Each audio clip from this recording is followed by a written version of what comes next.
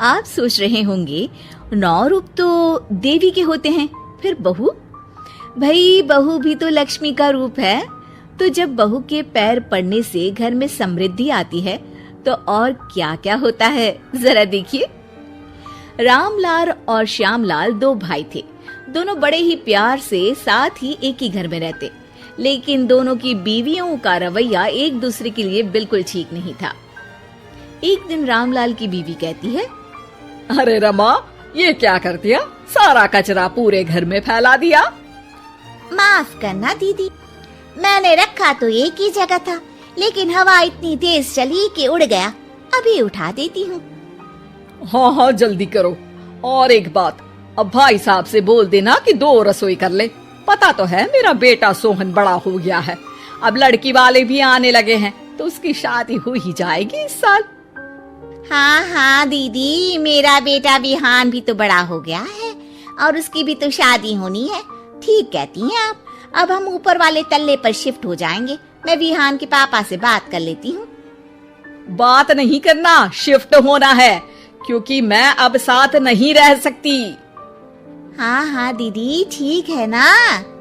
फिर क्या, हो जाते हैं एक घर के, एक परिवार के 2 टुकड़े और 2 रसोई, दोनों के बेटों की शादी। और फिर शुरू होती है कहानी। अरे मेरी बहू तो ढेर सारा दहेज लाई है। ये देखो, बड़ा टीवी, एसी, कार और गहने भी। दीदी ये तो बहुत अच्छा है, लेकिन है कहाँ आपकी बहू? अब वो सो रही है, थोड़ी रिजर्व टाइप की है ना, अपने ही कमरे में रहती है और ज्यादा बात भी नहीं करती। तभी रमा की बहू की आवाज आती है, माँ कहाँ है आप? जल्दी आइए, नाश्ता ठंडा हो रहा है और मुझे भी भूख लग रही है। आ रही हूँ बेटा, रुक। दीदी चलूं क्या? ये लड़की मेरे साथ ही बैठकर खाती है, वैसे भी भूख लगाई है। ये बोलकर वो चली जाती है। तभी श्यामा की बहू बाहर आती है और बाहर की ओर जाने लगती है। अरे बहू, कहीं जा रही हो क्या? क्या है माँ जी, बिना बात के ठोका मत करो। जा रही हूँ मैं। वैसे भी मेरे पापा ने कार घर में रखने को तो नहीं दी है ना। अरे नहीं नहीं बेटा, बिल्कुल बिल्कुल, घूमो घूमो।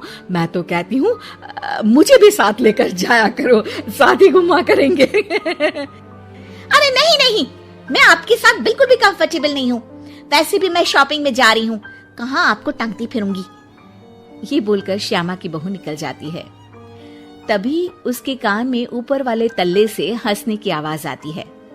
और ये कौन इतनी जोर जोर से हंस रहा है? ऊपर जाती है, जहाँ वो देखती है कि रमा और उसकी बहू साथ बैठकर बातें कर रही होती हैं। फिर तो मम्मी जी इतना मजा आया कि मैं क्या बताऊं। हाँ हाँ बहू, सुनने में ही हंसी नहीं रुक रही।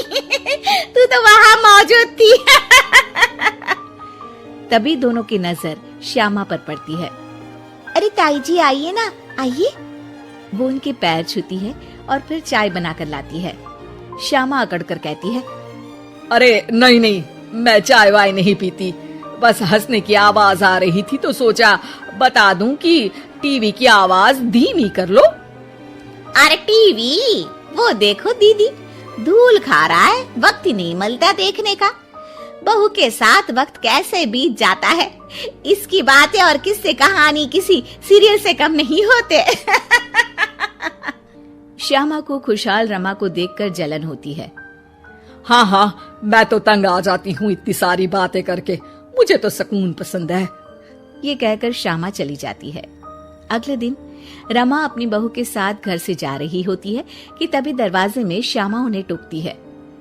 अरे कहाँ जा रही हो दोनों? अरे देखिए ना दीदी, इसे शॉपिंग करने जाना था। मैंने कहा अकेली चली जा, तो कहने लगी मम्मी जी आप घर में अकेले बोर हो जाओगे ना, आप भी चलो हमारे साथ। अरे अब इस उम्र में तू कहाँ घूमेगी? अब देखते हैं दीदी, जहाँ ये लड़की घुमा दे। अब मेरी बहू भी कल गई थी कार चलाकर। हाँ। तभी रमा की बहू कहती है, ताई जी मुझे तो कार चलानी नहीं आती, लेकिन हाँ इस सुहाने मौसम में मम्मी जी को स्कूटी की सैर करा देती हूँ। श्यामा का मुंह बंद हो जाता है। वो अपने कमरे में चली जाती है जहाँ उसकी बहू बैठकर अकेली टीवी देख रही होती है। बहू, तू भी कुछ बातें किया करना, मैं अकेले अकेले बोर हो जाती हूँ। तो क्या मैं यहाँ आपको एंटरटेन करने आई हूँ? देखिए मम्मी जी, मैं तो सिर्फ ये कहना चाहती हूँ कि ये टीवी मेरे पापा ने दी थी, तो ये टीवी कल तक मेरे कमरे में लग जानी चाहिए, समझिए आप? ये बोलकर वो वहां से चली जाती है। श्यामा सोच लेती है कि वो अब ये सारी बातें अपने बेटे को बताएगी। शाम को उसका बेटा जब घर आता है। अरे देख बेटा, तेरी बीवी सारा दिन अपने कमरे में रहती है, न बात करती है न चित। मैं बूढ़ी सारा दिन भूत की तरह अकेली घूमती रहती हूँ घर में। अरे माँ, मैं क्या बोलूं?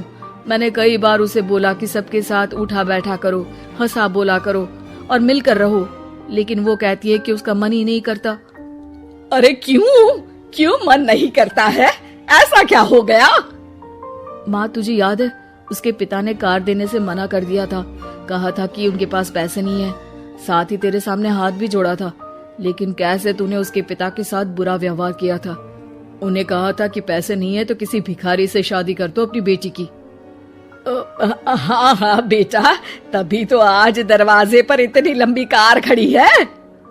बस माँ, तो अब तू उस कार से ही बात कर और उससे मन लगा, क्योंकि पिता के आंखों का आंसू आपकी बहू के दिल तक उतर चुका है और आपकी इज्जत उसकी नजर में। अब श्यामा को समझ आता है कि कुछ निर्जीव चीजों से घर भरने से अच्छा है कि सजीव चीजों से जिंदगी भरी जाए।